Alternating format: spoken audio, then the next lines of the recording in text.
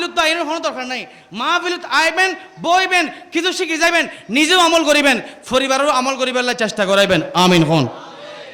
হঠাৎ ঠিক নবা আজি অবাই হঠাৎ ঠিক ন আজি আর ভাইয়া কল আজি এত সুন্দর সুন্দর ভাইয়া কল এত সুন্দর মাহফিল গিলে দিয়ে দে এতুন কিছু শিখি গরজ যাবে লাই। আমিন হো। আমার বাবারা আমাকে যে সাবজেক্ট দিয়েছেন গৌসে পাক সম্পর্কে বলার জন্য, গৌসে পাক এটা এমন এক সাবজেক্ট, হুজুর গৌসে পাক শেখ আব্দুল কাদের জিলানী এমন এক সাবজেক্ট।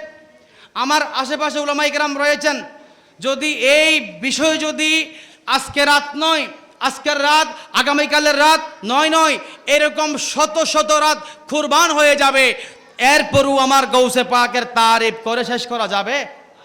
কথা বলেন যাবে?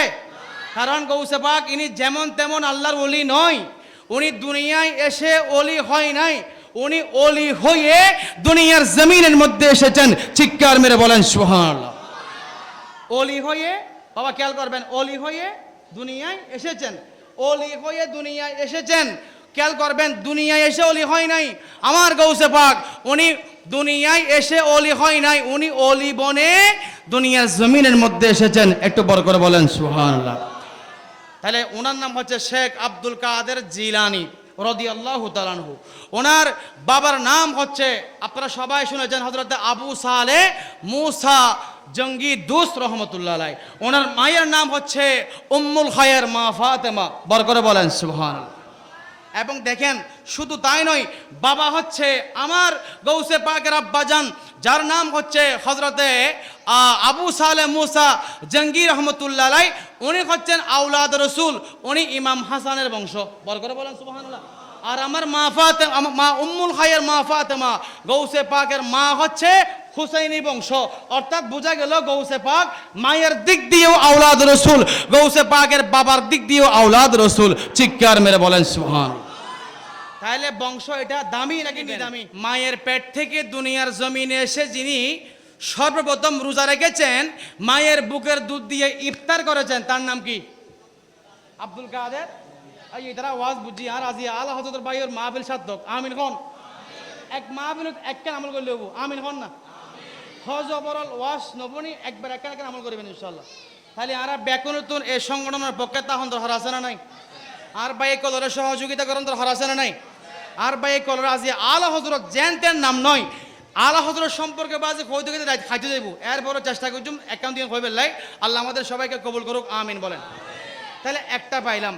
শুধু তাই নয়, কিতাবের নাম হচ্ছে আল হাকাইক ফিল হাদাইক। ওই কিতাবের মধ্যে লিখতেছে গৌসে পাক শাহীন শাহী বাগদাদ যেমন তেমন আল্লাহর ওলি নয়। আমার গৌসে পাকের মা উম্মুল খায়ের ফাতেমা, উম্মুল খায়ের ফাতেমা নাকি বলে, আমি যখন আমার সন্তানকে গর্ভে নিয়ে আমি যখন হাঁটাহাঁটি করতাম, কোরআন তেলাওয়াত করতাম, জিকির আজকার করতাম, তসবিহ তাহলিল করতাম, আমি যখন আমার যখন হাসি আসতো, মানে হাসি মানে বুঝুন না হবে রে হয় দে আচ্ছা নি হদি বেরি আমি এখন না বাজি হাই গরর পথ না বুঝলে বুঝি লবেন কি বলেন তো?